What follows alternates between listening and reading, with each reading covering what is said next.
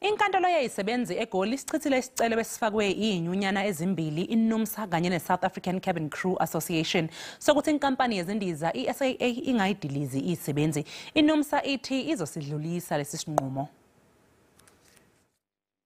Ngesonto ledlule ababhekela ukutakula iSAA bamemezela ukuthi le nkampani izohoxisa izindiza zayo emzileni eyi-11 kuleli kanasemazweni angaphandle.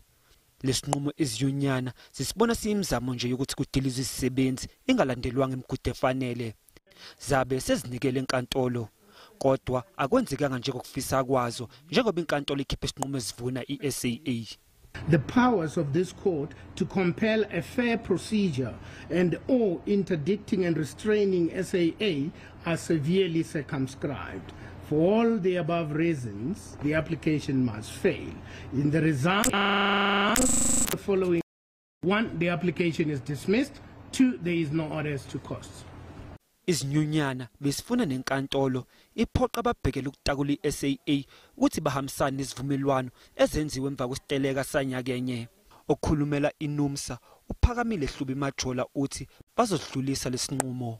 What for us is completely unacceptable about this decision is that we view it as a travesty of justice, quite frankly. What the Labour Court has done today is to take away workers' rights to have meaningful engagement when retrenchments are taking place. The business rescue practitioners are retrenching workers at SAA. There's a plan that's being implemented. Njengoba kuzovalwa imizila ethize namanje akwaziwa ukuthi iyozala nkomoni nokuthi zingakhi izisebenzi ezizodilizwa iSAA. Ezindabeni ze-SABC ngumbuso Mkhize eGoli.